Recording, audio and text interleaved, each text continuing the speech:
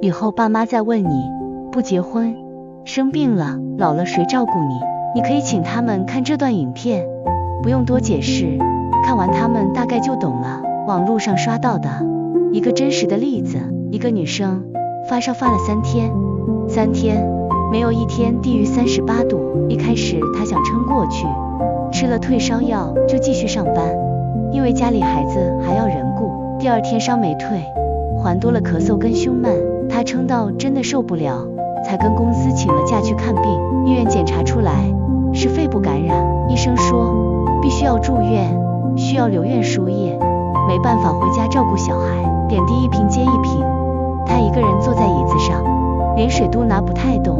她躺在點滴椅上，第一件事是先傳訊息回家，她跟老公說清楚，小孩今天麻煩交給媽媽帶，晚上她沒辦法煮飯，也沒辦法接送，晚飯讓她自己想辦法解決，理由講得清清楚楚，時間、病情、安排全都說了，打字打了一長串。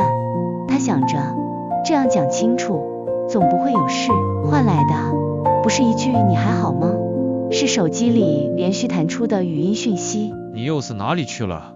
這麼晚了還不回來做飯？他病床上點開語音，聽到的是這句，接着是第2條、第3條，一條接一條，語音一則一則彈出來，他連點開的力氣都快沒有。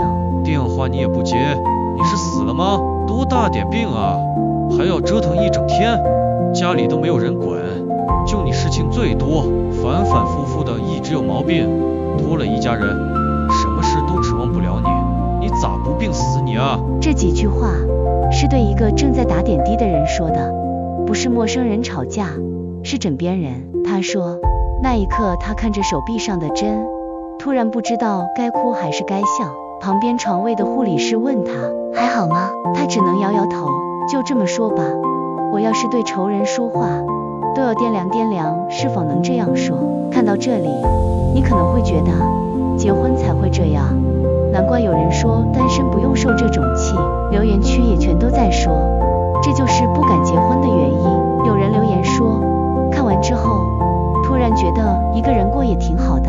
有個相聲網紅以前说過的段子，幸好沒結婚，不然病到快死了還得爬起來煮飯照顧小孩做家務。這句話的含金量一直在上升，底下一堆人留言附和，說這句話說到心坎裡。單身生病一樣沒人管你吃飯，一樣得自己去醫院掛號，差別是單身的時候你不會有期待，難過了自己扛，也不會覺得誰虧欠你。結婚之後你以為終於有人可以依靠了，結果落差反而更大，遇到另一半不頂用，病死了還得繼續當驴屎。真正的差別從來不是有沒有結婚，是身邊那個人遇到你倒下的時候第一反應是什麼。有的人第一反應是問你現在人在哪，要不要我過去。有的人会直接打電話問醫生怎麼說，需不需要住院。有的人第一反應是問那我今天晚飯怎麼辦。同一件事2種反應決定了這段關係值不值得留。婚姻本來應該是倒下的時候有人能接住你，小孩生病另一半會請假帶去看醫生，換成自己生病理論上也該是一樣的對待。如果接住你的人變成把你往地上再踩一腳的人，那結不結婚其實已經不是重點了。後續是這位女生已經開始整理證據，準備起訴離婚，聊天記錄、語音訊息一則一則備份下來，時間、日期都標好。律師朋友跟他說這些訊息日後都能派上用場，真心祝他順利早點脫離苦海。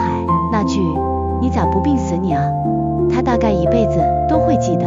而說出這句話的人可能到現在都還不覺得自己說錯了什麼，他大概還在想不過就是說重了一點，有什麼大不了的，過幾天就沒事了。如果生病的時候听到的是這種話，你還會覺得這是能將就下去的婚姻嗎？以後父母再說不結婚，病了老了誰照顧你？你就請他們看 VCR。你又死哪裡去了？这么晚了还不回来做饭啊？起因是博主高烧3天，實在撐不住了，才請假治病。她跟老公說，醫院檢查出來是肺部感染，需要出來輸液，小孩交給媽媽帶，晚飯就讓她自己解決。儘管解釋得這麼清楚了，博主老公不僅一句關心問候沒有，反而是連珠炮般的責罵。電話你也不接，你是死了嗎？多大點病啊，還要折騰一整天啊！家裡都沒有人管，就你事情最多，天天的一身毛病拖累一家人，什麼事都指望不了你，咋不病死你啊？好在這位博主已經整理資料，準備起訴了，真心祝他順利早日脫離